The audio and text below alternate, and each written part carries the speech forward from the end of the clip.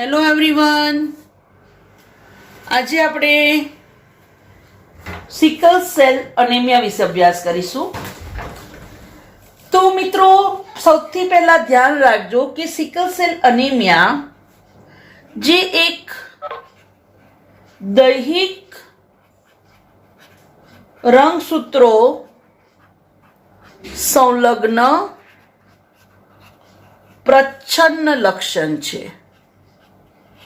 હવે જો મિત્રો, પહેલા તો ધ્યાન રાખવાનું કે કોઈ પણ જ્યારે આવી ખામી હોય તો એ લિંગી રંગસૂત્રો સંબંધિત છે કે દૈહિક રંગસૂત્રો સંબંધિત, એ ખાસ ધ્યાન રાખવાનું. ક્યારે કે જ્યારે આપણે દૈહિક રંગસૂત્રની વાત કરીએ તો ધેટ મીન્સ કે 1 થી 22 જોડની વાત હોય છે કે જે નર અને માદામાં સરખા હોય. અને જ્યારે આપણે લિંગી રંગસૂત્રો સંબંધિત કરીએ તો કાં તો એ એક્સ રંગસૂત્ર સંબંધિત હોય કે વાય સંબંધિત હોય. તો આપણે જે લાસ્ટ લેક્ચરમાં રંગ અંધતા અને હિમોફિલિયા જોયું હતું એ બંને લિંગ સંબંધિત હતા, બરાબર, અને બંને માટે જવાબદાર જનીન એક્સ રંગસૂત્ર પર આવ્યું હતું. તો મિત્રો, આ ખાસ યાદ રાખજો કે તમને ક્વેશ્ચન પૂછાઈ શકે છે કે ભાઈ કયું લક્ષણ અથવા કોઈ પણ રોગનું નામ આપે અને એ લિંગ સંબંધિત છે કે દૈહિક રંગસૂત્રો સંબંધિત, તો આપણને ખાસ ખબર હોવી જોઈએ. તો રંગ અંધતા એક લિંગ સંબંધિત છે, હિમોફિલિયા પણ લિંગ સંબંધિત છે, અને બંને પ્રચ્છન્ન રોગ છે. કારણ કે આપણને ખબર છે કે ભાઈ સ્મોલ સી હશે તો રંગ અંધતા થશે, અને પ્રચ્છન્ન છે તો સારું છે, નહીતર આપણને બધાને એ રોગ થતો. સેમ એવું સિકલ સેલ એનિમિયા, આના માટે પણ સમજી લો કે દૈહિક રંગસૂત્રો સંબંધિત છે પણ અગેન પ્રચ્છન્ન છે, બરાબર. જો પ્રભાવી હોત તો આપણે બધાને જ સિકલ સેલ અનેમિયા હોતો, બરાબર. ઓકે, હવે સિકલ સેલ અનેમિયા એની વાત કરીએ તો એના માટે જવાબદાર જે જનીન છે એ જનીનોનું નિયમન કરે છે, મતલબ કે એનું નિયમન કરે છે એક જોડ જનીન. એક જોડ જનીન આ રોગનું નિયમન કરે છે, જેને કહીએ છીએ HbA HbS, બરાબર. તો હવે આપણને ખબર પડી જશે કે જ્યારે HbA અને HbS છે એટલે અહીંયા જીનોટાઈપ 3 હોઈ શકે, બરાબર. કયા કયા જીનોટાઈપ હોઈ શકે? HbA HbA, HbA HbS અને HbS HbS. 3 જીનોટાઈપ હોઈ શકે. હવે આ જીનોટાઈપ સમજાવો એ પહેલા થોડુંક તમને હું ડિટેલમાં અલગ વસ્તુ સમજાવી દઉં કે હવે જ્યારે આપણે વાત કરીએ છીએ સિકલ સેલ અનેમિયાની, તો તમને ખબર હોવી જોઈએ કે આ જે સિકલ સેલ અનેમિયા છે એમાં આરબીસીમાં કંઈક તકલીફ પડે છે અને રક્તકણ જે બને છે દાંતરડા આકારના બને છે, બરાબર. આવું કેમ થાય છે? તો શું થાય છે? તો એકચ્યુઅલી આપણને ખબર છે કે હિમોગ્લોબિનની વાત કરીએ તો આપણને ખબર છે કે ભાઈ હિમોગ્લોબિન એની રચનામાં 2 આલ્ફા અને 2 બીટા શૃંખલા હોય છે. 2 આલ્ફા અને 2 બીટા, આપણને ખબર છે કે હિમોગ્લોબિન એ શું છે? સંયુગ્મી પ્રોટીન છે, બરાબર. એકચ્યુઅલી પ્રોટીન છે. કેમ?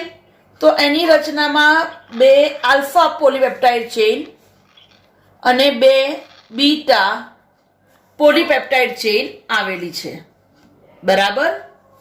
હવે પોલીપેપ્ટાઇડ ચેઇન ખરી આલ્ફા અને બીટા, મતલબ કે બધા બહુ એમિનો એસિડ ભેગા થાય અને બનાવે પોલીપેપ્ટાઇડ. સેમ અહીંયા બધા બહુ એમિનો એસિડ ભેગા થાય અને બનાવે પોલીપેપ્ટાઇડ. તો પોલીપેપ્ટાઇડની 2 ચેઇનો છે આલ્ફા અને 2 ચેઇન છે બીટા. હવે એની સાથે આપણને ખબર છે કે છેડે એની સાથે શું આવેલું હોય છે? 4 હિમ. અને તમે જોઈ શકો છો કે આ પ્રોટીનના બંધારણમાં એમિનો એસિડ ઉપરાંત અહીંયા આયરન આવેલું છે, લોહ તત્વ જેને કહો છો. એટલા માટે હિમોગ્લોબિન કેવું છે? સંયુગ્મી પ્રોટીન છે. હિમોગ્લોબિન શું છે? સંયુગ્મી પ્રોટીન. કેમ સંયુગ્મી પ્રોટીન? તો એની રચનામાં આલ્ફા અને બીટા ચેઇન તો છે જ, પણ ઉપરાંત Fe આવેલું છે. બરાબર. હવે એકચ્યુઅલી આ જે આલ્ફા અને બીટા ચેઇન છે, આ આલ્ફા અને આ કઈ ચેઇન? Beta chain. તો નોર્મલી આ જે આલ્ફા ચેઇન છે એ માટે જવાબદાર જનીન છે એ યોગ્ય રીતે કામ કરે છે અને આલ્ફા જનીન યોગ્ય રીતે બનાવે છે આલ્ફા પોલીપેપ્ટાઇડ શૃંખલા. પણ જ્યારે બીટા શૃંખલાની વાત કરીએ તો બીટા શૃંખલાની નિર્માણમાં શું થાય છે? તો નોર્મલી આપણને ખબર છે કે ભાઈ પોલીપેપ્ટાઇડ છે એટલે એની રચનામાં શું હોય? આવી રીતે એમિનો એસિડ, અને એમિનો એસિડ ભેગા થાય અને શું બનાવે? પોલીપેપ્ટાઇડ. શું બનાવે? પોલીપેપ્ટાઇડ. બરાબર. ચલો હવે હું તને થોડુંક ડિટેલમાં સમજાવું.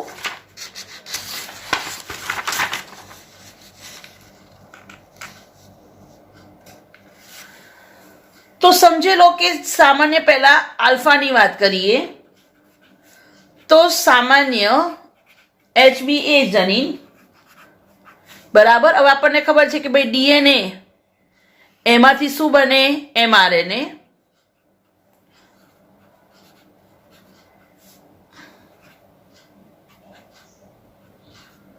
તો સમજી લો કે આ ડીએનએ છે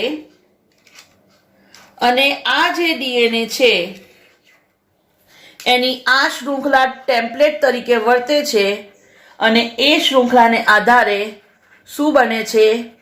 mRNA બને છે. mRNA બને છે એટલે સી ના સામે શું આવશે? આપણને ખબર છે જી, ટી ની સામે એ અને સી ની સામે જી. GAG mRNA. બરાબર. હવે એકચ્યુઅલી આ જે હિમોગ્લોબિન છે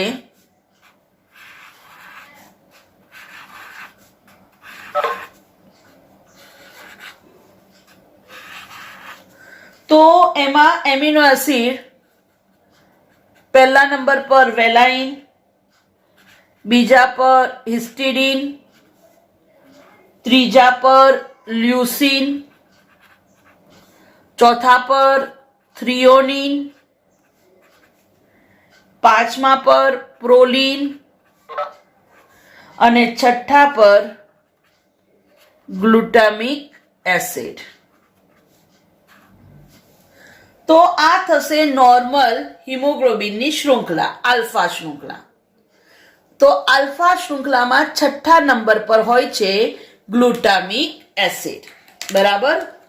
તો જ્યારે આવું નોર્મલ હશે તો એ નોર્મલ હિમોગ્લોબિન બનશે અને નોર્મલ શૃંખલા બનશે, મતલબ કે HbA. એ મીન્સ એનિમિયા, સામાન્ય કન્ડિશન, સામાન્ય હિમોગ્લોબિન. બરાબર. તો આખું જે જનીન બનાવશે એ કેવું બનાવશે? સામાન્ય હિમોગ્લોબિન, સામાન્ય આલ્ફા ચેઇન બને છે. હવે શું થાય છે? તો જ્યારે આ જે પોલીપેપ્ટાઇડ શૃંખલા છે એમાં ક્યાંક વિકૃતિ આવે, જનીનમાં વિકૃતિ આવે છે, એને કારણે આ જે એમિનો એસિડ છે એ બદલાઈ જાય છે. હવે જ્યારે એમાં વિકૃતિ આવે તો હવે સમજી લો કે sickle cell, HbS, S for sickle cell, તો એ જનીનને HbS જનીન કહેવાય.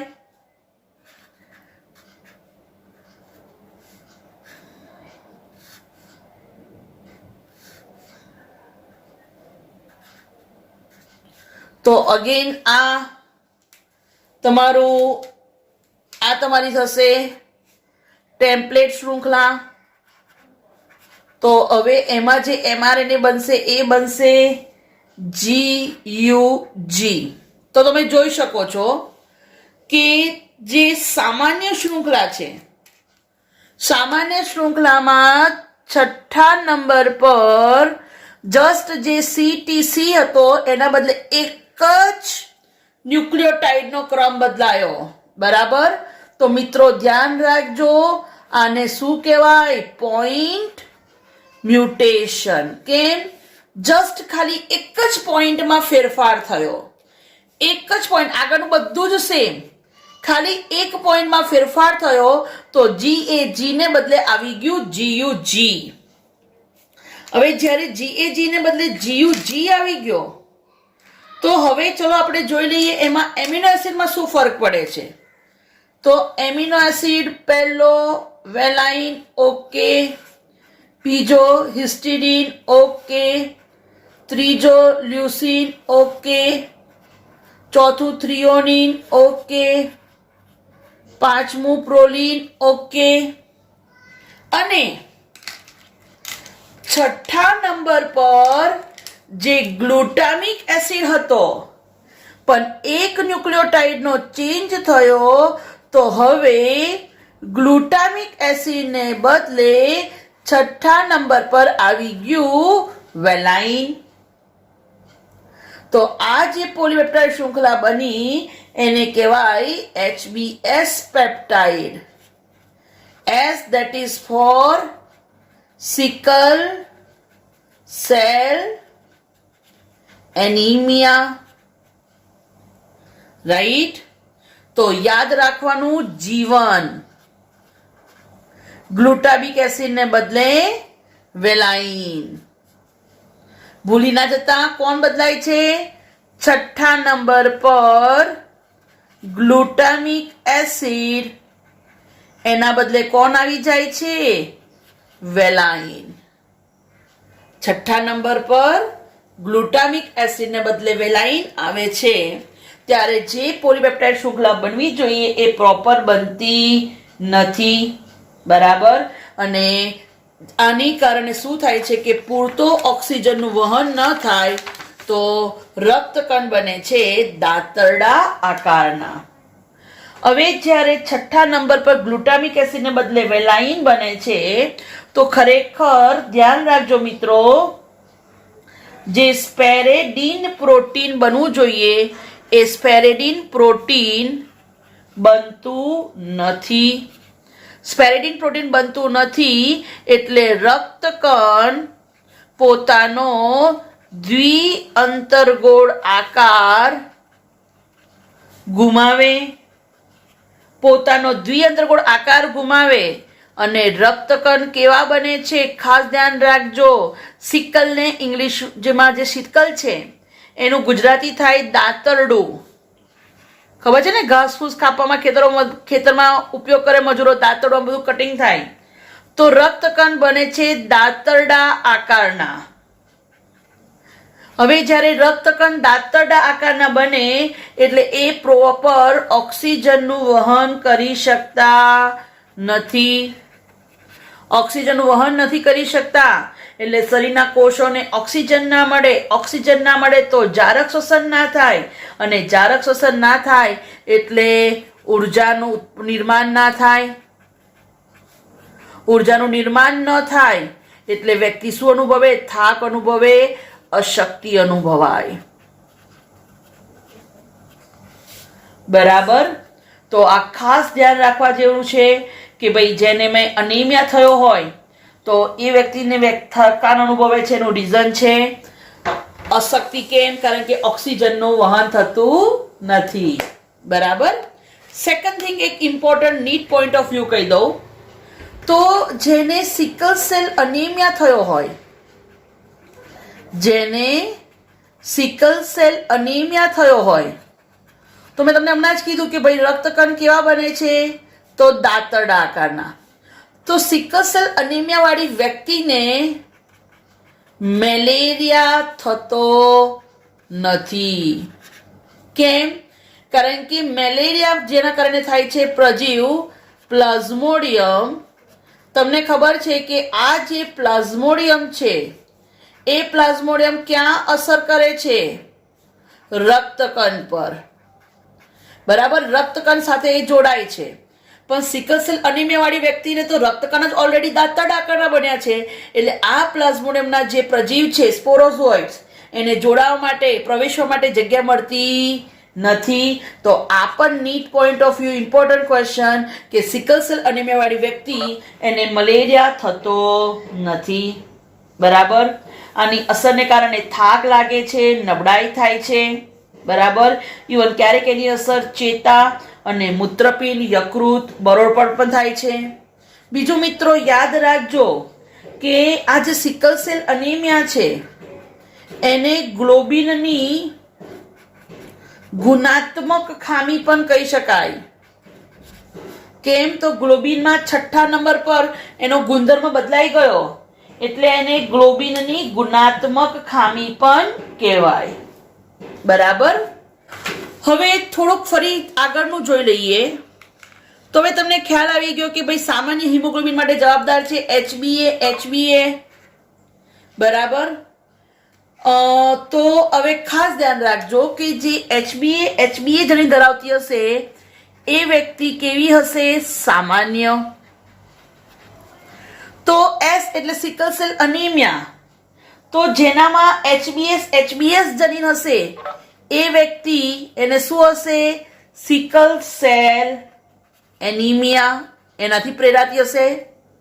જ્યારે HbS વ્યક્તિ સામાન્ય હશે પણ એને કેવી કહેવાય? વાહક વ્યક્તિ. કારણ કે એનામાં એક જનીન છે એ વારસામાં આપી શકે છે. બરાબર. તો આ વસ્તુ મોસ્ટ ઇમ્પોર્ટન્ટ ધ્યાન રાખવાનું છે. આના આધારે આપણે હિમોફિલિયા અને રંગ અંતતા જેવા જ અલગ અલગ કોમ્બિનેશન ટ્રાય કરીશું. બરાબર. કે ભાઈ માતા કેવા હોય, પિતા કેવા હોય તો સંતતિ કેવી હોઈ શકે. તો ચલો અહીંયા અલગ અલગ માતા અને પિતાની વાત કરીએ. તો ધ્યાન રાખજો મિત્રો કે આ દૈહિક રંગસૂત્ર પર છે એટલે માતા પણ વાહક હોઈ શકે અને પિતા પણ વાહક હોઈ શકે.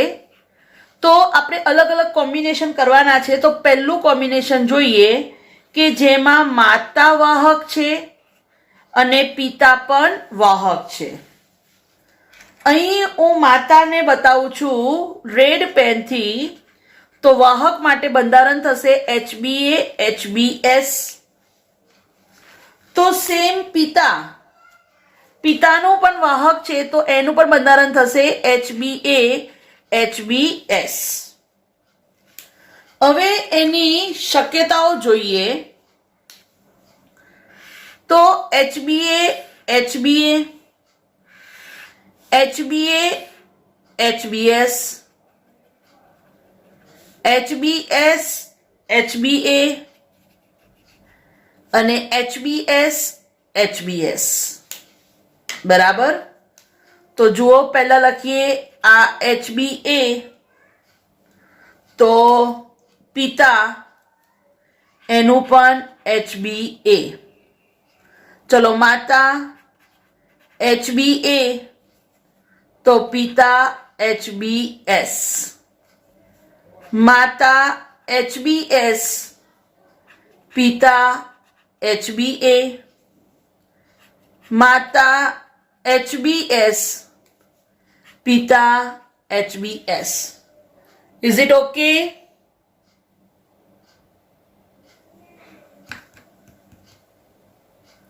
Okay, fine, good. હવે આપણે સંતતિના પ્રકાર લખી દઈએ. તો ધ્યાન રાખવાનું છે કે પહેલી સંતતિ HbA છે. તો આ સંતતિ કેવી હશે? સામાન્ય સંતતિ. બરાબર. આ સંતતિ કેવી હશે? સામાન્ય સંતતિ, સામાન્ય વ્યક્તિ. HbA, HbS એટલે આ વ્યક્તિ કેવી હશે? વાહક. અગેન HbA, HbS વાહક અને HbS, HbS sickle cell anaemia. Right? Okay. તો ચલો હવે તમે મને કહો કે જ્યારે વાહક માતા અને વાહક પિતા વચ્ચે લગ્ન થાય તો સંતતિ સામાન્ય જન્મવાની શક્યતા, સંતતિ વાહક થવાની શક્યતા અને સંતતિ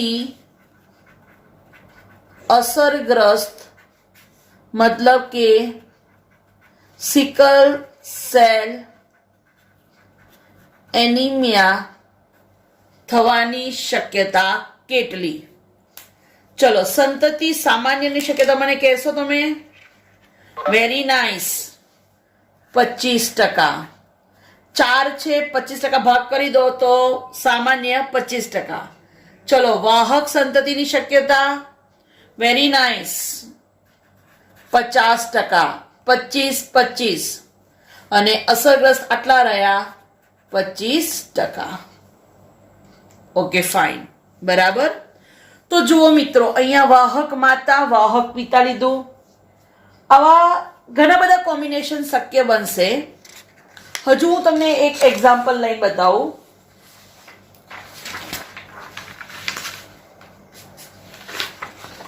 ચલો, હવે બીજું એક એક્ઝામ્પલ લઈએ. એમાં આપણે માતા સિકલ સેલ અનેમિયા લઈએ.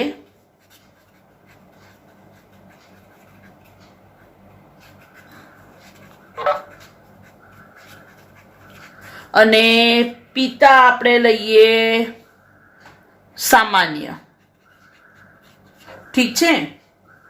ચલો, માતા સિકલ સેલ અનેમિયા.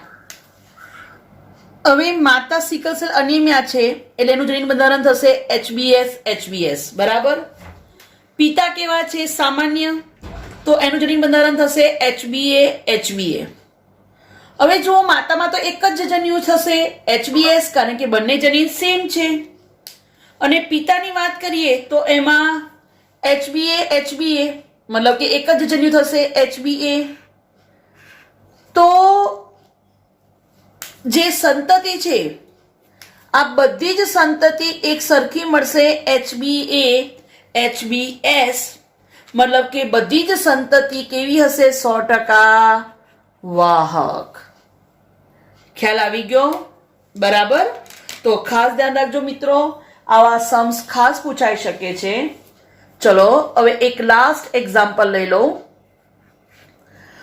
લાસ્ટ એક્ઝામ્પલમાં આપણે લઈએ માતા વાહક લઈએ. બરાબર. અને પિતા સામાન્ય લઈએ. બરાબર. ચલો, માતા વાહક એટલે આપણને ખબર પડી જશે બંધારણ HbA HbS. પિતા કેવા કીધા? સામાન્ય. ચલો, સામાન્ય પિતા એટલે HbA HbA. બરાબર. ચલો, હવે એનું કોમ્બિનેશન કરીએ. તો HbA HbA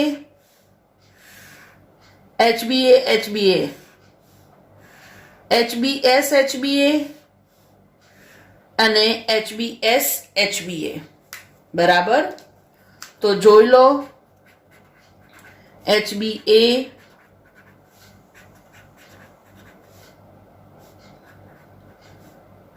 HbS પહેલા મેં માતાના લખી દીધા. હવે પિતામાં તો એક જ સરખા છે HbA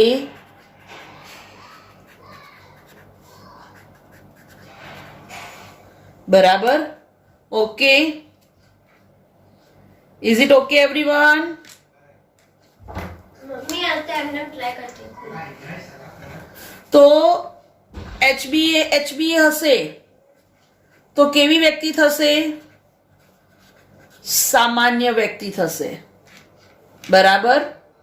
અગેન HbA એટલે સામાન્ય વ્યક્તિ. HbS HbA એટલે વાહક વ્યક્તિ.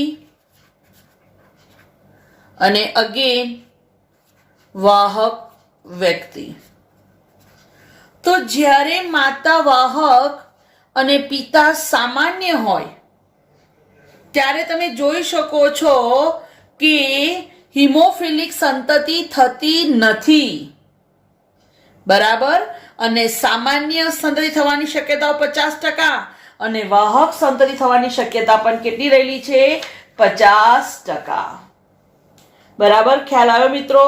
તો આ ખાસ ઇમ્પોર્ટન્ટ ધ્યાન રાખજો. આવી શક્યતાઓ તમને પૂછાઈ શકે છે. નીટમાં આવા ક્વેશ્ચન ખાસ પૂછાય છે. અથવા તમને અહીંયા સંતતિનું આપ્યું હોય એના આધારે તમને માતા અને પિતાનું પણ રુધિર જૂથ પૂછાઈ શકે છે. બરાબર. તમને એવું કે ભાઈ સંતતિ વાહક છે, સંતતિ વાહક છે તો માતાનું કયું હોઈ શકે અને પિતાનું કયું હોઈ શકે એ પણ સંભાવના પૂછી શકે. તો સંતતિ વાહક હોય તો પિતા સામાન્ય અથવા માતા સામાન્ય હોય તો એક સામાન્ય હોય તો બીજું કેવું હોય? વાહક હોય. પણ જ્યારે સંતતિ વાહક છે તો એકમાં સિકલ સેલ એનિમિયાનું જનીન હોય ને હોય જ. પછી એ માતા સિકલ સેલ એનિમિયા પણ હોઈ શકે, કારણ કે સંતતિમાં એક જનીન એસ હશે ને હશે. કેમ? કારણ કે એ કેવી કીધી છે? વાહક. બરાબર. તો આવું પૂછે. અને સંતતિ કેવી હોય એ પણ પૂછાઈ શકે, અથવા સંતતિ પરથી માતા પિતા કેવા હોય એ પણ પૂછાઈ શકે છે. ખ્યાલ આવી ગયો? તો આ ખાસ યાદ રાખજો. 3 જીનોટાઈપ કઈ શક્યતાઓ છે મેં એ સમજાવી દીધી. બરાબર. વાહક કોને કહેવાય એ સમજાવ્યું. વિકૃત જનીન સંતતિમાં ઉતરવાની શક્યતા 50% હોય છે, સમજાવી દીધું. કારણ કે આ દૈહિક રંગસૂત્ર પર છે જનીન. કેમ થાય છે? તો 6થા નંબર પર ગ્લુટામિક એસિડને બદલે વેલાઇન આવે છે. કઈ શૃંખલામાં? તો બીટા શૃંખલા. યાદ રાખજો. અને જીએજી એના બદલે શું થઈ જાય છે? જીયુજી. રાઈટ?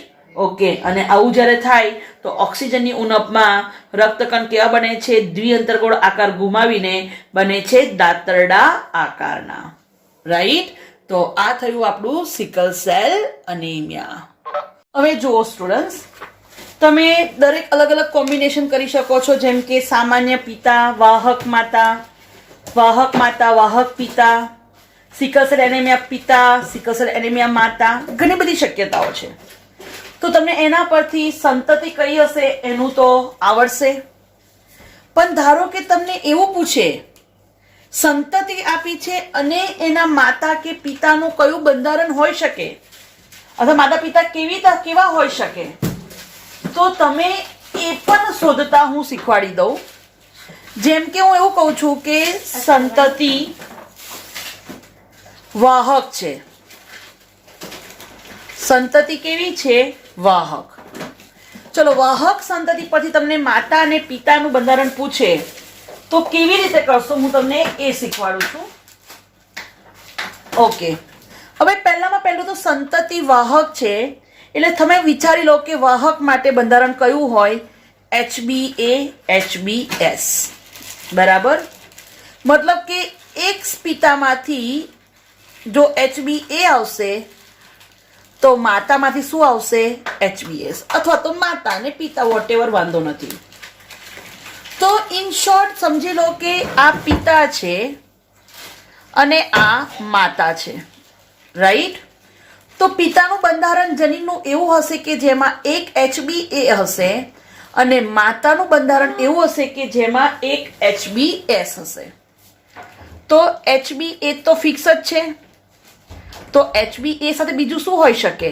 HbS. અને બીજી શક્યતા કેવી? HbA સાથે HbA. બસ, ત્રીજો ઓપ્શન નથી, કારણ કે ત્રીજો ઓપ્શન આપણી જોડે એક જ છે, HbS HbS. પણ અહીંયા HbS ની શક્યતા નથી, કારણ કે બંને SS હોય તો અહીંયા A આવી શકે નહીં. બરાબર ને? જો HbS HbS હોય તો અહીંયા A આવે નહીં, એટલે આ શક્યતા શક્ય નથી. બરાબર. હવે જ્યારે HbA છે તો આ કેવા થશે? સામાન્ય. અને A અને S એટલે આપણને ખબર પડી જાય કે કેવા? વાહક. પાણી આપજો બેટા. ચલો, હવે એનાથી આગળ જઈએ. તો હવે તમને ખબર પડી ગઈ કે પિતા કાં તો સામાન્ય હશે કાં તો વાહક હશે. ચલો હવે સેમ એવું માતાની વાત કરીએ તો માતામાં એક જનીન કયું હશે? HBS. તો HBS માટે બી બે શક્યતા, કાં તો HBS HBS હશે, કાં તો HBS HBA. હવે જુઓ, ત્રીજો ઓપ્શન લખી દો HBA HBA, પણ આ હશે ના. કેમ? કારણ કે બંને એ છે, અહીંયા તો કયો હોય છે? S. એટલે જો HBS HBS હશે તો એક આવશે HBS, તો આ થશે સિકલ સેલ અનેમિયા માતા, અને આ કેવી માતા હશે? વાહક. તો હવે તમને ખ્યાલ આવે મિત્રો કે જો સંતતિ વાહક હોય તો પિતા આ બેમાંથી એક હોઈ શકશે અને માતા આ બેમાંથી એક હોઈ શકશે. રાઈટ? ચલો હજુ એક એક્ઝામ્પલ લો. ચલો હું તમને એવું કહું છું કે સંતતિ કેવી છે? તો અસરગ્રસ્ત. અસરગ્રસ્ત એટલે કેવી? સિકલ સેલ અનેમિયા થયો છે સંતતિને. બરાબર? ચલો હવે સંતતિને સિકલ સેલ અનેમિયા થયો છે એટલે પહેલા તો આપણે મનમાં વિચારવું પડે કે સિકલ સેલ અનેમિયા એટલે એનું બંધારણ કેવું હોય, આપણે એ વિચારીએ. બરાબર? ચલો તો વિચારો. ઓપ્શન આપણી જોડે 3 જ છે, એમાંથી એક ઓપ્શન છે સિકલ સેલ અનેમિયા.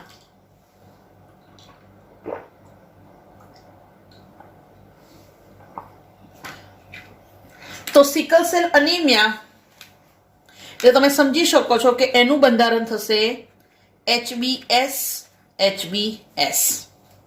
બરાબર? એટલે આ ફિક્સ સંતતિનું બંધારણ HBS HBS છે. એટલે હવે પહેલું જ વિચારવાનું કે એક જનીન આવશે પિતામાંથી, એક જનીન આવશે માતામાંથી. બરાબર? હવે એક એક જનીન આવી ગયા માતા અને પિતામાંથી. સમજી લો કે ચલો આ માતા છે અને આ પિતા છે. એટલે માતા અને પિતા. ચલો તમને કશું ના આવડે ને તો ત્રણેય પોસિબિલિટી લખી દો. પોસિબિલિટી તો 3 જ છે, HBA HBA, HBA HBS, HBS HBS. બરાબર? ચલો પિતામાં પણ આવી 3 પોસિબિલિટી છે.